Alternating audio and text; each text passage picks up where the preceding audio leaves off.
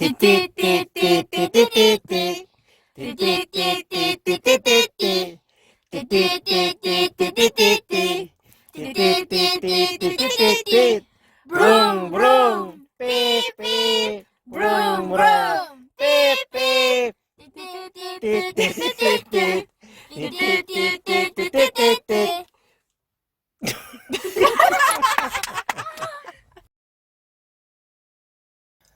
태준이는 밤새 꽤 진정이 된 것 같아 보인다.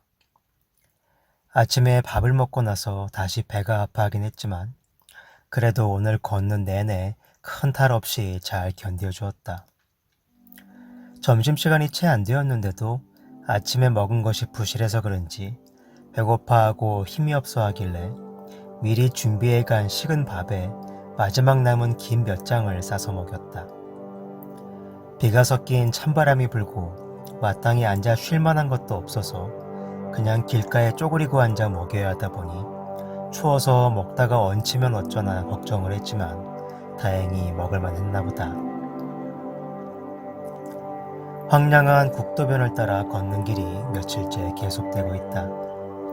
대략 내일 모레쯤 큰 산을 넘게 될 때에야 이 지루한 고원 지내가 끝나게 될 것 같다. 오후 들어서는 내가 몸이 아프기 시작했다. 몸이 천근만근, 배낭 무게 때문에 어깨가 주저앉을 듯 아프고 기운이 다 빠져버린 듯 힘든 걸 참으며 겨우 아스토르가까지 왔다. 도착한 시간이 12시 정도밖에 안 돼서 아직 어떤 숙소도 문을 열지 않았지만 1분이라도 빨리 어딘가에 들어가 짐을 풀고 쉬고 싶었던 나는 아내와 아이들이 수포에 잠시 들어간 사이 가방을 집어던지고 풀린 눈으로 멍하니 길가 벤치에 홀로 앉아 있었다. 오늘 우리가 묵기로 한 알베르게에서 파트타임 직원으로 일하고 있는 한국인 여자분을 우연히 만났는데 그분 말이 마침 숙소가 1시에 문을 연다고 하길래 바로 체크인을 하고는 그냥 그대로 침대에 쓰러져 버렸다. 점퍼를 입고 목도리를 하고 침낭을 2개나 뒤집어 쓴 채 누운 뒤 그대로 골아떨어져서는 정신을 못 차리고 거의 3시간여를 잤다. 그렇게 자고 나니 훨씬 나아진 기분이지만 여전히 눈이 무겁고 피곤하다. 피로가 많이 누적되었나 보다. 태준이를 위해 닭백숙을 해서 먹이기로 하고 닭을 한 마리 사왔는데 내가 자는 사이에 아내가 다 끓여서 아이들을 먼저 먹여놨다. 아내도 많이 피곤할 텐데. 태준이가 너무 맛있다고 감동하며 밥 2그릇을 비웠다고. 나도 아내와 같이 뜨끈한 국물을 먹으니 한결 힘이 나는 것 같았다. 아스토르가라는 곳은 참 예쁜 도시이거니와 로마 시대의 목욕탕 유적이 아직도 남아있는데 바로 그 자리에 스파가 있는 호텔이 세워져 있고 또 그 호텔 외에도 마을 규모에 어울리지 않게 3, 4성급 호텔이 최소 6개 이상은 있는 것이 꼭 한국의 온천 마을 같다. 내가 잘 몰라서 그렇지 오래전부터 그런 휴양 도시로 이름이 나 있는 곳인가 보다. 가우디가 설계한 멋진 건물도 있고 규모가 꽤 큰 아름다운 성당에 로마 시대 성벽 유적 전망대에서 바라보는 도시의 야경도 참 아름다웠다.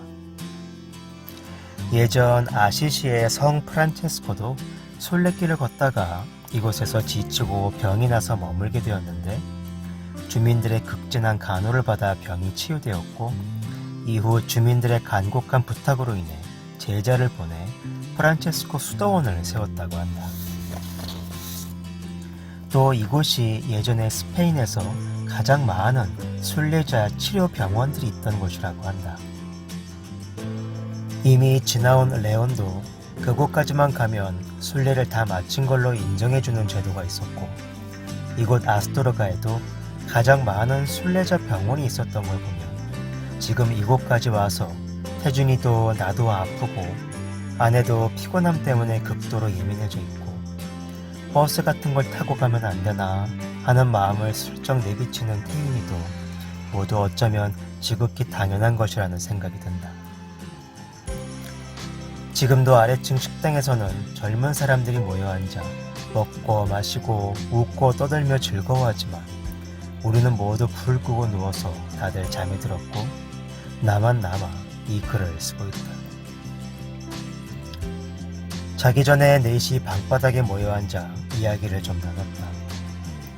앞으로의 일정과 우리가 이제까지 해왔던 일들, 지금 다들 지치고 어려워하는 상황, 그리고 마지막까지 같이 최선을 다해 이 도전이 꼭 성공했으면 좋겠다는 이야기. 조금 짧게 걷고 더 많이 쉬어가면 좋겠지만 그렇게 되면 귀국날까지 사나흘 정도의 말미밖에 남지 않게 되고 그러면 나중에 무슨 일이 생겨서 정말 쉬어야 할 때 쉴 수가 없다는 이야기도 했다. 그래서 다들 지친 상태이지만 앞으로 하루에 평균 24km씩 걷는 일정표대로 우리가 진행을 하고 그 사이 하루 정도 어딘가에서 쉼을 갖고 너무 촉박한 마음 상태로 길을 걷지 않는 게 더 나을 것 같다는 등의 이야기를 하며 식구들의 양해를 구했다. 28일을 걸었다. 정말 많이 지치고 힘들다. 나도 마음 같아서는 바로 옆에 스파도 있는 호텔에 들어가서 2, 3일 쉬고 싶다. 하지만 그럴 형편도 안 되거니와 몸이 아프고 힘들어도 모두가 지쳐하고 짜증스러워해도 그래도 또 다독여서 계속 앞으로 가야만 한다고 스스로를 위로하고 추스려 본다. 젊은 나이에 혼자 와서 가보고 싶은데 다 가보고 원하는 만큼 가고 늦게까지 웃고 떠들고 놀아도 내일 일어나서 30분 만에 짐 싸서 떠날 수 있는 저 친구들이 부럽기도 하다. 우린 일어나서 떠날 때까지 거의 2시간이 걸리고 더 느리고 더 짧게밖에 못 가니 늦게까지 어울리거나 하는 건 꿈도 못 꾼다. 그래도 많은 걸 포기하면서라도 지금 이 자리 여기에서 지켜야 할 것이 있고 집중하고 놓치지 말고 더 의미를 부여해야 할 것들이 있다. 지금 이 나이에 나처럼 말이다. 그래, 정말 지금 이 순례길, 이곳에서 내가 처한 상황과 환경이 내가 느끼는 내 나이의 삶과 꼭 닮은 것 같다. 많은 걸 과감히 포기하고 아쉬워도 눈을 돌려야만 한다. 그리고 그곳에 과연 무엇이 있는지는 정확히 모르지만 어쨌든 함께 이 길을 걷는 사람들을 다독이고 격려하면서 계속해서 걸어야만 한다. 주저앉고 싶고 그만두고 싶고 바로 옆에 스파가 딸린 4성급 호텔에서 쉬는 사람들이 부럽기도 하고 가진 것이 얼마 없다 보니 히터도 안 나오는 5유로짜리 차가운 알베르게에 식구들을 눕힌 채 그들로부터 피곤과 짜증과 불만이 가득한 눈빛과 말투를 받아내야 하지만 그럼에도 불구하고 지금의 내가 할 수 있는 유일한 것은 목적지를 향해 앞으로 나아가는 것뿐이다. 목적지에 도착하면 기쁠 것이다. 모두가 기뻐하고 성취감도 느끼고 즐겁겠지만 나는 아마도 조금은 쓸쓸함을 느낄지도 모르겠다. 이 길은 이제 끝났고 또다시 현실. 그래서 이제 뭘 어떻게 이런 생각을 하게 될 것이고 집으로 돌아가서 어떻게 다시 삶을 살아내야 할까로 마음이 무거워지지 않을까. 계속 걷는 길이 힘들지만 한편으로는 2주 남짓 남은 시간이 더디 갔으면 좋겠다. 밖에 비가 장마비처럼 쏟아지더니 지금은 잠잠해졌다. 식구들은 고온히 잔다. 초저녁에 잠시 틀어주던 라디에이터는 더 이상 들어오질 않는데 새벽녘에 다들 추워서 깨지 않기를, 그리고 내일은 비가 더 이상 안 오고 많이 춥지 않기를 바라며 잠자리에 든다. 그러고 보니 오늘로 딱 4주가 되었다. 식구들 깨지 않게 조용한 목소리로 스스로에게 외쳐본다. 화이팅!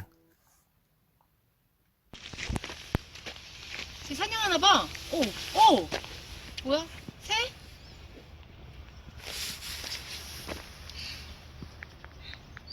얘가 쥐를 갖고 있어. 어머! 역시 우리 아빠.